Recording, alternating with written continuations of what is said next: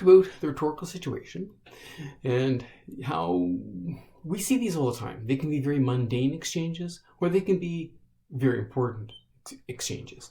Or something very critical is happening to you and you need it changed right away. I talked about the nature of the exigence, something which should be other than what it is, and what makes it rhetorical. It is something which can be changed, can be modified, and it must be modified by an audience. If the speaker, if the rhetor can modify it, it's an exigence, and it's a changeable exigence, but it's not a rhetorical exigence. Communication is essential in this, and that means you have to communicate with someone. There has to be an audience. So, what's audience? There's an audience and there is a rhetorical audience. What makes a general audience a rhetorical audience?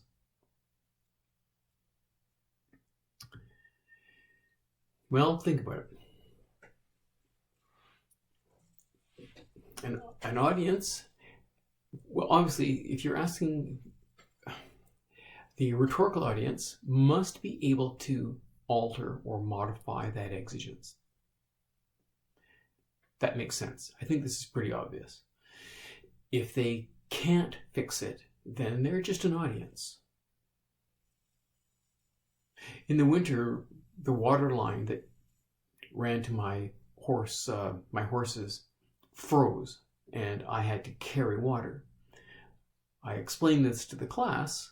I had 22 people sitting there as an audience. There was nothing they could do about it. They can't fix it. So they're just an audience. In the house, I might say to my daughter, you need to haul water. We know the horses don't have water.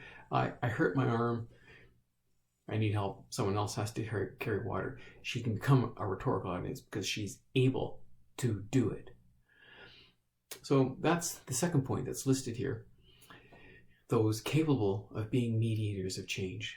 These are people that are able to take action.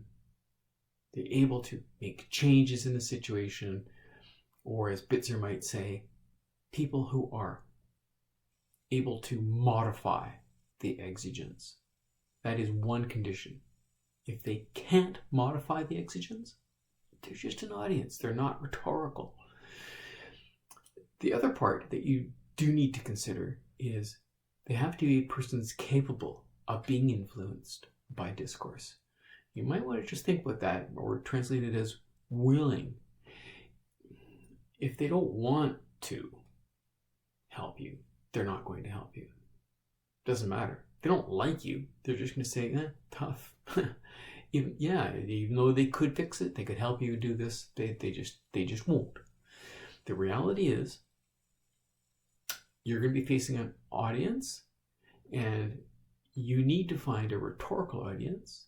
That rhetorical audience must be both able and willing to help modify the exigence. Now, there's a factor here that comes into play, and that will be the constraints. This is a very general philosophic framing of the discussion.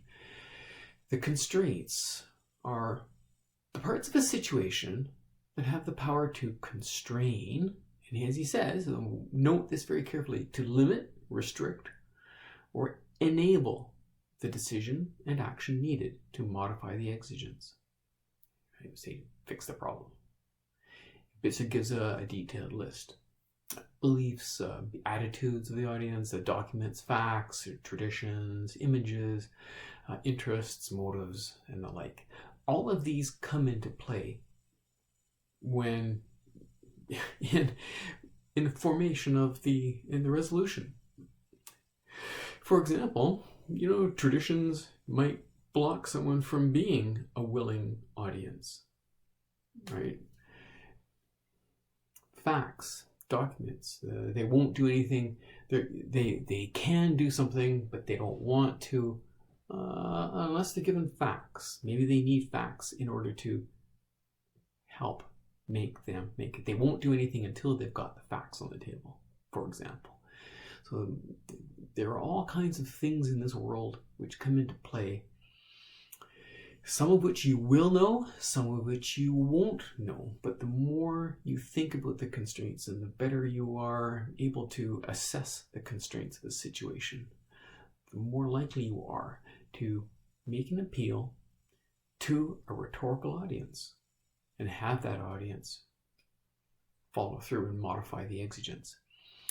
Some mundane examples: you're at a job and you think, gee, I need a raise.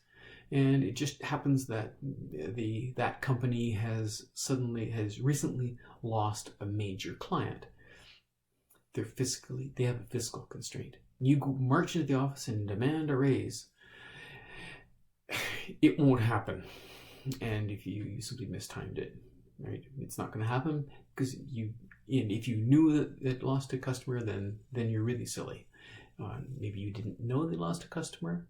Doesn't matter. There's still a constraint. I've done this. I've asked people, "Can you do this for me?" And they said no. And I think, well, why? You could do that. I was really shocked.